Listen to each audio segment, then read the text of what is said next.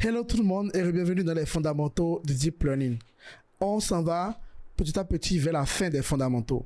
Dans la précédente vidéo, nous avons appliqué notre code à vraiment un problème réel. On a séparé les données en entraînement et en test. On a entraîné le modèle, on a évalué maintenant notre performance. On a vu qu'on avait un RMSE de 5,78 et un MAE qui est Mean Absolute Error de 3,76. Puis, on s'est rendu compte que, en fait, tout ce qu'on a fait juste là, puisque, revenons ici, littéralement, même si on a plusieurs caractéristiques, on a juste fait une multiplication matricielle plus B. C'est une régression linéaire tout simplement. C'est ça notre modèle. Donc ça, on aurait pu utiliser scikit-learn pour le faire tout simplement. Et vous allez voir, on va essayer de comparer notre résultat à ce que scikit-learn aurait dit.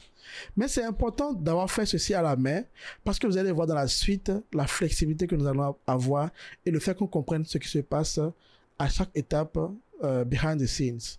Donc si je fais sklearn point linéaire modèle, donc du coup c'est là que nous avons le modèle. Donc on importe la régression linéaire. Donc voilà, régression linéaire. Et donc du coup, je vais instancier mon modèle. C'est linear regression comme ceci. Donc une classe vide comme ça. Puis je fais modèle.fit. Je mets xtrain, ytrain. Donc là, ça c'est pour l'entraînement. Le modèle s'entraîne. Ok, donc là ici entraîné. Et maintenant je fais les prédictions. Preds égale modèle.predict isTest. Ok. Et maintenant, on peut afficher les erreurs. Donc, la même chose qu'on a fait ici. Donc, on va comparer les prédictions avec yTest. Avec yTest, on inclut le RMSE et le MAE. Rien de compliqué, hein. Donc, allons-y. Vous voyez, notre entraînement, tout ce qu'on a fait là, ça tient qu'en 2 lignes, tout simplement.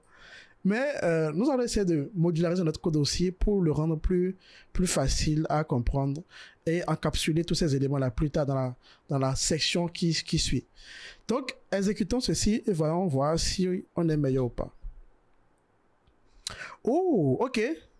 Nous, on avait un RMSE de 5,78. Avec scikit-learn, il y a un RMSE de 5,45. Bon, on n'était pas si loin. Et pour le MAE, on avait trouvé 3,76. Et là, on a trouvé 3,66. Ok, pas mal.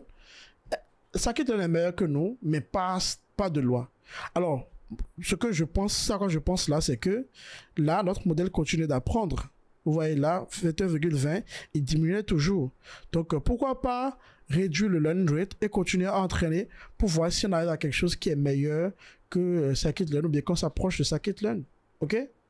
Maintenant, dans la prochaine vidéo, nous allons introduire un élément, mais vraiment un élément qui va nous permettre de donner plus de flexibilité à notre modèle pour ne pas que ce soit seulement une simple régression linéaire. Let's go.